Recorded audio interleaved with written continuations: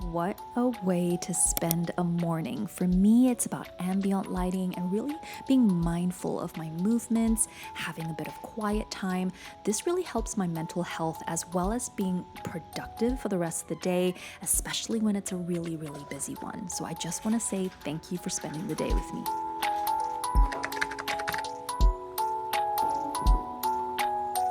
Yep, my absolute favorite time of the morning.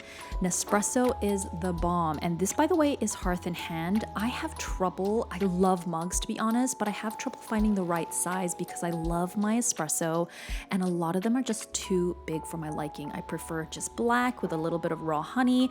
It's healthier for the mornings, but also before coffee time, I make sure that I hydrate with a really, really big glass of water.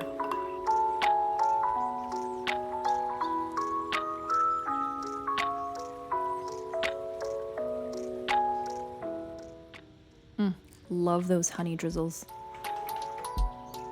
Okay, my absolute most favorite thing is really, really hot coffee. So a really good coffee warmer is so vital, especially if I have stuff to do in the mornings. Like right now I was feeling, this is so beautiful. I was feeling a little bit chilly, so I put on the fire, and I always love to take the time in the mornings just to make sure that my mind is focused. It's sort of a little bit of a mind exercise.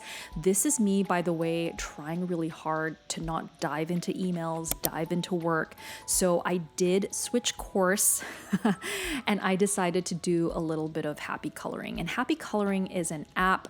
It's so great. You basically just pick the numbers and you can find the little spots that it asks you to color in. It's so satisfying and also so therapeutic.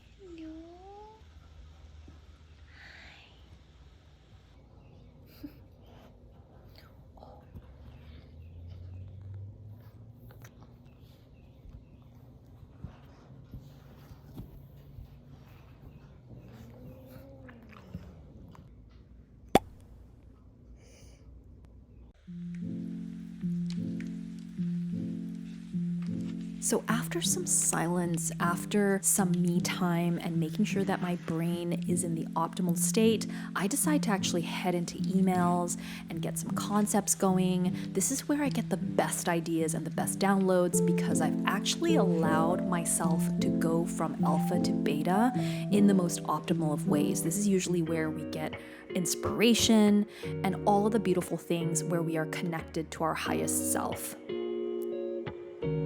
Okay, I don't know about you guys, but I can't function unless the bed is made. My husband just got back from out of town and he was filming, I think, up until 4 a.m. in the morning. So he usually sleeps in.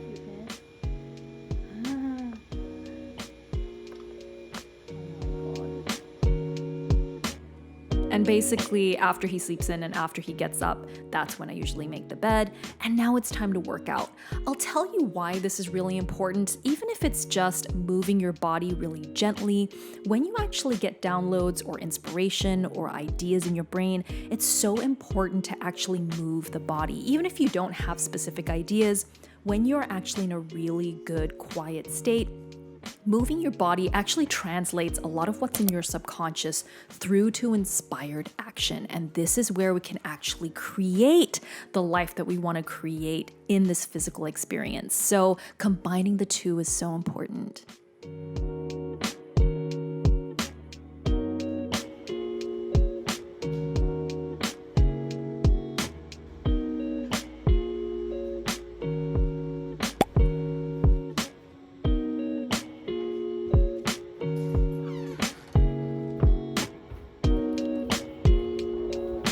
This is our neighbor's house, and this is Layla.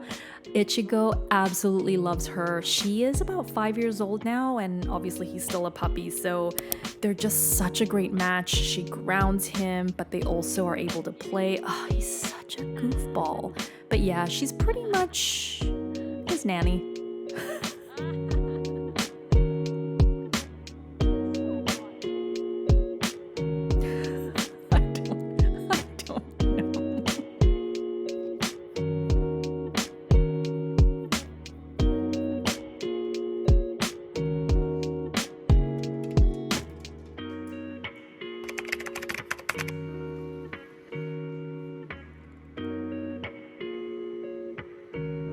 Okay, guys, look at the trees behind me. It was the perfect weather, just the perfect day. I had to have lunch outside. Normally, I don't have lunch if I wake up any later than 7:30. I usually have what I call somewhat an afternoon tea or a later brunch, I guess, since brunch tends to finish at 3. But this was so nice.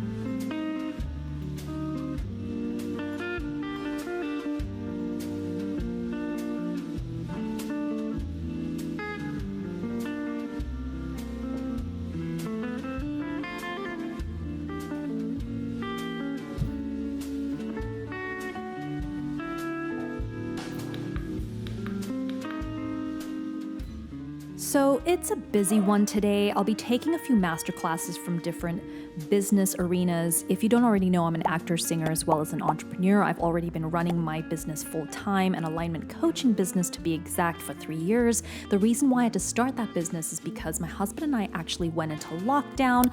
So my career had to take a halt and a hold after being on Broadway as well as off Broadway and around the world.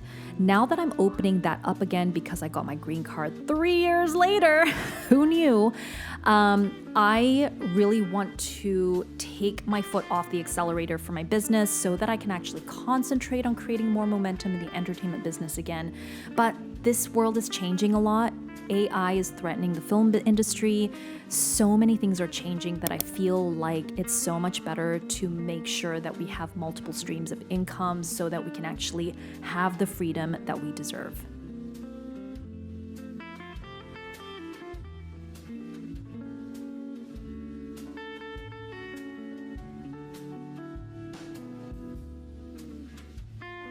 Okay, this is literally real life right here. I was just about to jump in the shower and I just thought I needed to say something in a real way. And if I look like I've been crying, I have. There was definitely a particular news that has tipped it off. And health-wise, we're all okay. Everything's great. I haven't shared it with friends or anything like that, but it's just one of those tipping points where you just go, I'm tired of trying to resist it. I'm tired of being strong all the time. I'm tired of trying to fit this mold. Today was the first day of a lot of inspired action. I think that's why I ended up working in the office a lot longer than I anticipated, which is so great. I love when inspired action hits and you start getting curious in so many different avenues because usually when you follow inspired action and you just do it without worrying about how that's going to form a result in this phase of your life, in this phase of the collective. Sometimes when we have to let go, or we're forced to let go of the old self and the old story in our life, one example could be if you're going through a breakup, maybe that relationship wasn't particularly healthy to begin with, maybe it was toxic, but you still have to grieve it, right? It was a big part of your life. You learn a lot from it. You've become the person that you are today because of it. There's a lot to process and let go.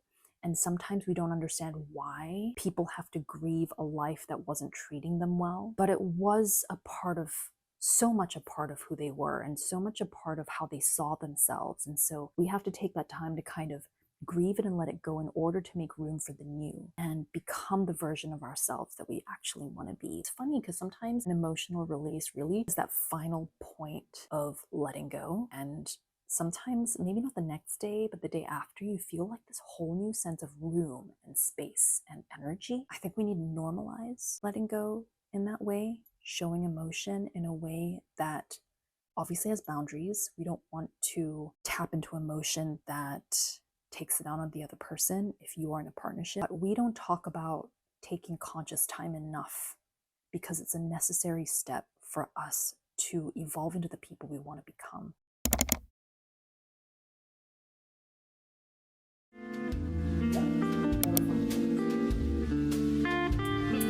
This is my first video in a year since I last did my 12-week 12 video challenge, as well as starting a YouTube channel from scratch as Ellie Wang. Whoever is subscribed on here, they're not friends and family. They are just supporters from the 12 videos that I did, specifically 2 that actually went beyond 10,000 views. And I just want to say that's vital to me.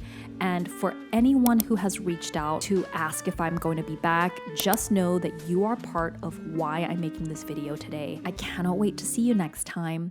Good night.